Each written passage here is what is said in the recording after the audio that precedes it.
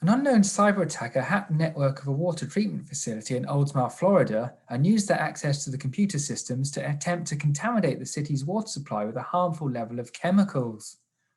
Staff at the facility were able to restore the chemical levels of the water to normal so that nobody was harmed, but the incident demonstrates how cyber attacks against critical infrastructure can potentially have dangerous consequences in the physical world. I'm Danny Palmer. This is ZDNet Security Update, and with me to discuss the Florida water treatment hack and the cybersecurity lessons which must be learned from it is Joe Slowick, Senior Security Researcher at Domain Tools. Thanks for joining me, Joe. So what happened in Oldsmar? The incident in Oldsmar, it's important to note there's still a number of things that we just don't know.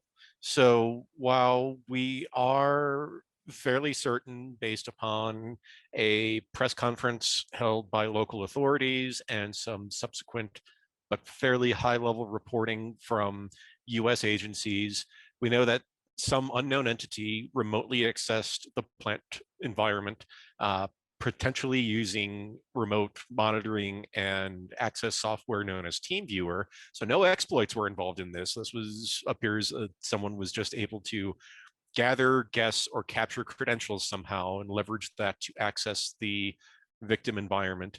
And then something very curious happened, that the levels of chlorine, or not chlorine, I'm sorry, the levels of sodium hydroxide within the plant environment were increased by a factor of over 100 from their normal parts per million. Should be 100 parts per million. It was increased to 1,100 or 11,000 or something, some outrageous number of parts per million.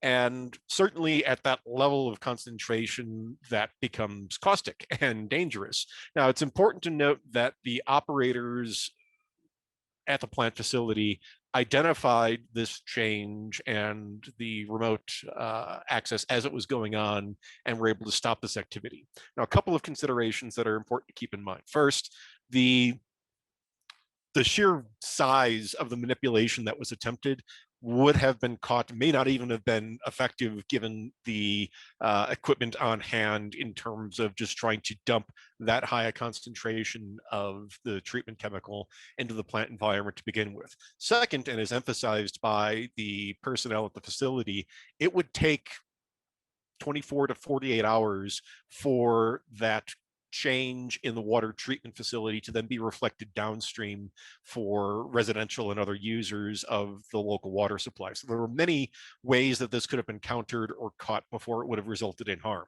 That's, thankfully how critical infrastructure environments are designed, with plenty of engineering controls and safeguards in place. But putting that aside, it's still very concerning that someone was able to access this environment and then decided to start fiddling with the controls for potentially harmful chemicals when in higher concentrations.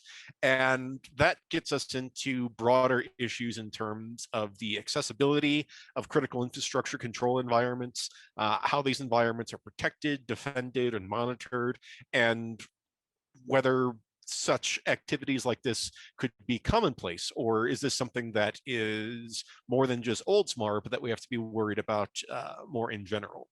With that observation, it is important to note, although these do not appear to be related incidents, or at least by the same actor, there's no evidence tying these, but a similar sort of incident or attempted incident took place in Israel in 2020 a couple of times, where unknown entities assessed by some parties to be linked to Iranian interests or possibly Palestinian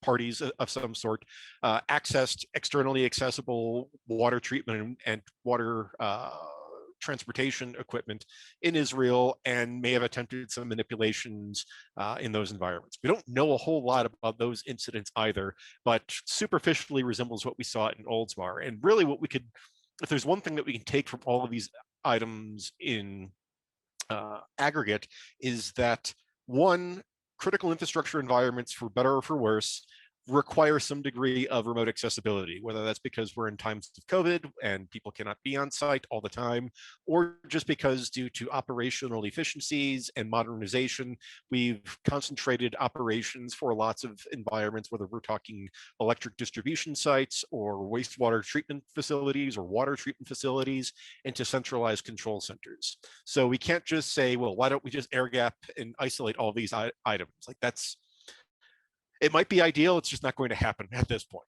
So we need some degree of remote accessibility. So then it becomes a question of doing so in a way that is safe, secure, and can be well monitored, so that when something like what was witnessed in Oldsmar is attempted, that defenders can either outright stop that activity from taking place or detect it quickly enough to prevent any malicious or potentially dangerous activity from coming out of that access. Now, with that in mind, there are some really odd items about the Oldsmar incident, which largely suggest that this was maybe an immature, not terribly well thought out, or fairly amateurish sort of attempt to manipulate the facility. So first, the intrusion or the remotely accessing this environment took place during standard operating hours for the facility, which is why there was someone on hand that could see the manipulations taking place in real time. Presumably, although you can make the argument that doing this sort of activity after hours also leaves certain forensic artifacts, but if you're doing this in real time and you're worried about someone stopping you in progress, then you probably wouldn't want to do this while someone is watching.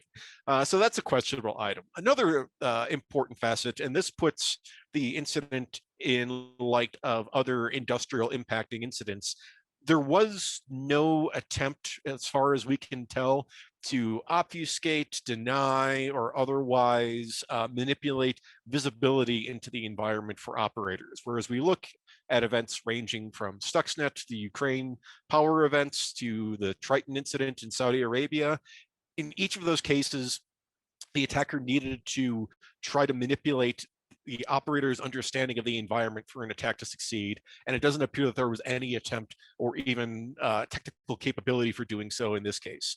And finally, that outrageous manipulation of the ppm for the chemical levels in the environment again shows something that would stand out obviously to anyone monitoring this environment, and may not even have been physically possible with the equipment on hand for distributing chemicals within the water treatment facility. And taking all of those into consideration really suggests that this was someone potentially fiddling around, as scary as that might sound, because while that doesn't sound all that dangerous, at the same time, someone was accessing a water treatment facility and playing around with chemicals that are dangerous in high concentration, or an entity that was just simply unprepared for doing anything truly significant, let alone sophisticated, although I hate using that word, with respect to the water treatment plant in Oldsmar.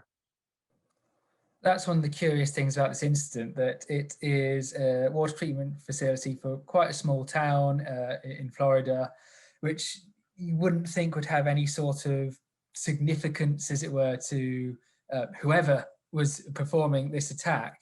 So why, we ultimately we might not know, but why was this potentially attacked in the first place? Could it have just been the case that because the way this network was accessible, someone out there found it and thought, "Oh, okay, I can get in here.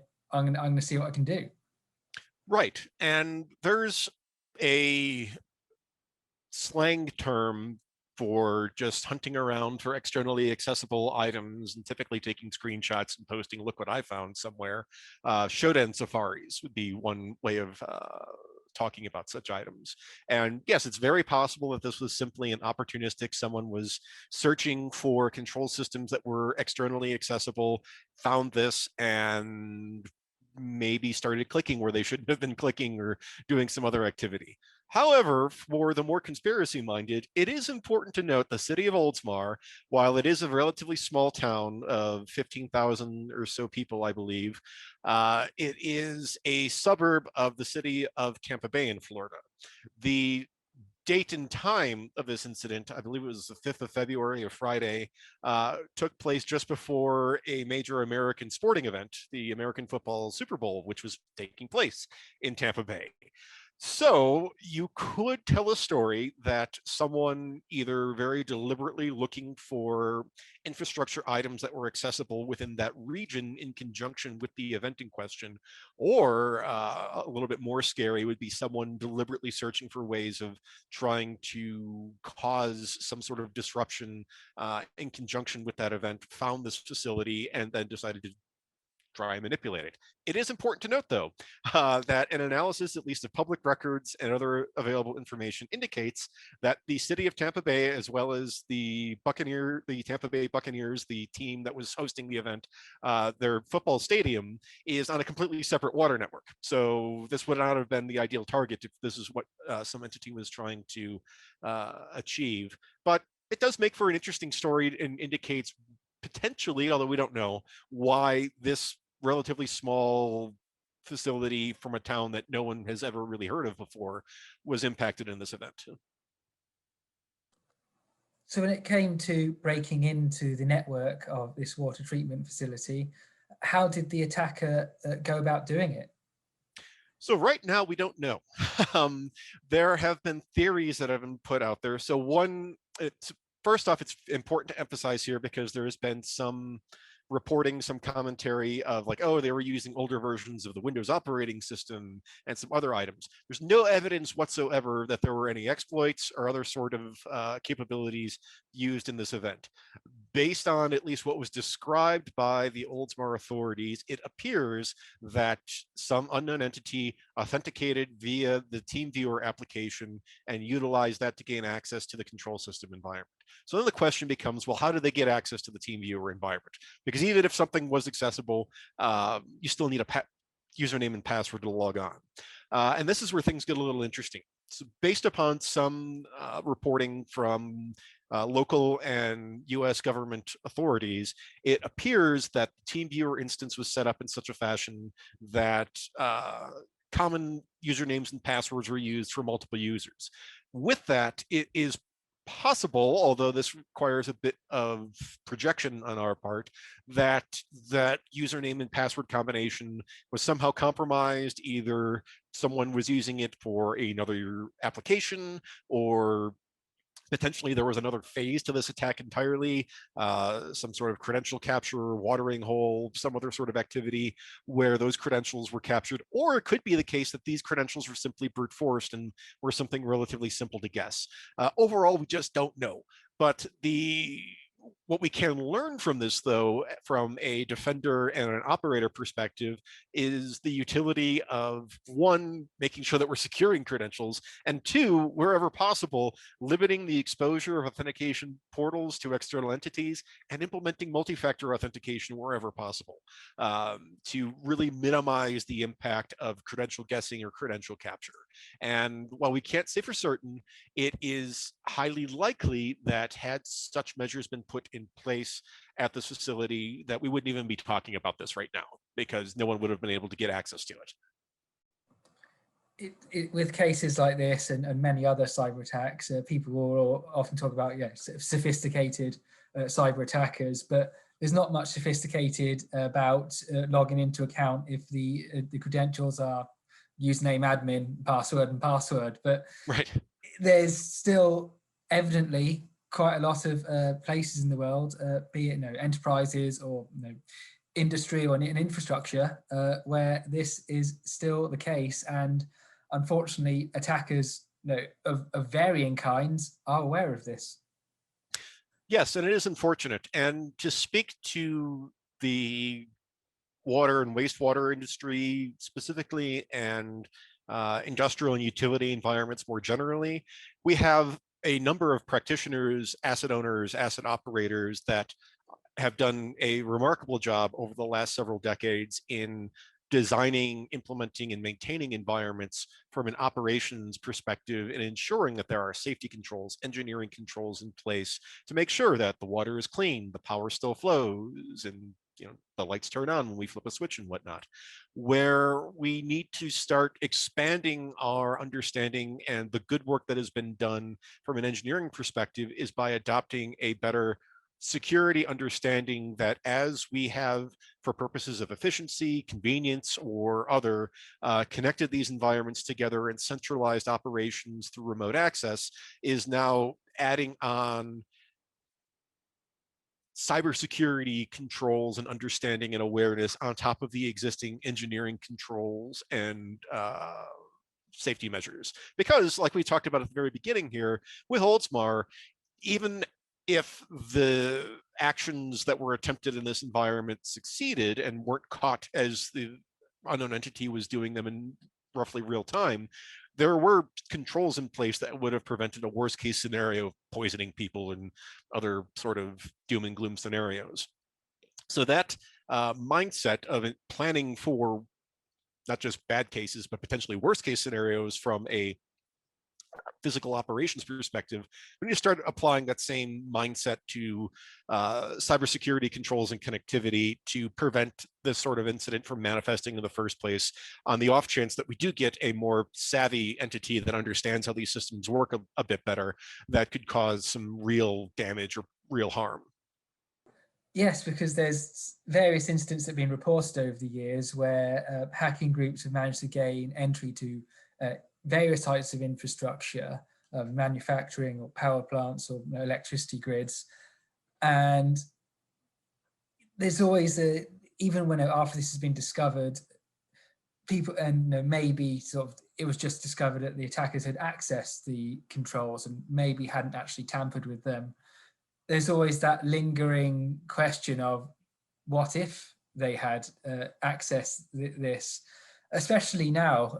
Say, for example, if an attacker took out power across a large section of, say, for example, the United States, it's going to cause issues. I mean, as we're seeing in a lot of the US at the moment in Texas. Yes. Not a cyber incident, that's the weather, but it's obviously causing a lot of issues that people can't use basic utilities. Right. And, again, we've largely been lucky outside of Ukraine, Saudi Arabia to a lesser extent, that we haven't seen impacts from any of this sort of accessibility, but we can see through whether forces of nature or acts of physical equipment failure, what happens when some of these systems do fail or are unavailable. And by modeling what these non-cyber incidents look like, whether you're talking the failure of the Texas grid or the, pick a massive blackout scenario, if we're talking electric sector, like the 2003 Italy, Switzerland blackout scenario from 2003, that as we start modeling how those impacts played out, we can start getting a sense for like, well, yes, this was caused by some other physical phenomenon, but given the control afforded to operators, if they have full accessibility to control system environments, we could potentially start these sort of cascading outages ourselves. We haven't seen that yet, thankfully. It may have been tried in Ukraine in 2016, given how that attack played out in terms of layering both the cutting of transmission operations, then followed by removing process protection through protective relays in that environment, which may have been an attempt to try to create a hazardous situation in that environment. So this isn't easy stuff to do, but people are thinking about it.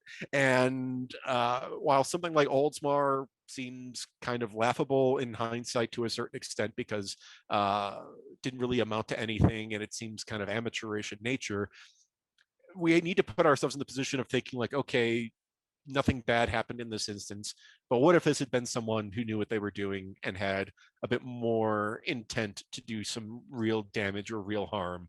How would that have looked like, and how would we have caught this or prevented it? So to sum up here, I suppose, what are the key lessons that should be taken away from this incident when it comes to securing critical infrastructure? Right. And first and foremost is just understanding your own attack surface. What do we have exposed? What are the possibilities for third parties or unwanted entities for accessing our environments? Knowing what those avenues are, and then after they've been identified, securing them. That may sound simple, and arguably it could be to a certain extent, but like we talked about earlier, ensuring that we're doing things like implementing robust authentication mechanisms and enforcing items like multi-factor authentication, especially when you're talking about externally accessible remote access portals, are all pretty critical. And then understanding and monitoring for attempts to subvert or take advantage of whatever external accessibility is there. So in the case of Oldsmar, we actually had, while you could argue that there were failures in the terms of having this externally exposed instance with relatively weak authentication schema, we did have monitoring though in place where the operators in question were able to spot this activity as it was going on. Now that may have been a little bit of luck in terms of timing, given when this took place and that someone had eyes on the system at the same time. So from a defender perspective, we need to start expanding that visibility and monitoring so that it is something that we're doing 24 hours a day, 7 days a week, 365 or 66 days a year, and so forth, when we have an adversary that decides to come in after hours or blend into normal operations. So that combination of understanding our own networks, hardening our networks where possible, and then looking for attempts to subvert or break into these environments, sounds fairly basic, but that's at least where we need to get started for defending these environments. Thanks, Joe. That's some great advice. And thanks for joining me on ZDNet Security Update. And for more information on keeping your organization secure from cyber attacks, subscribe to the ZDNet YouTube channel. And of course, keep reading articles and news features on ZDNet. Thanks for watching.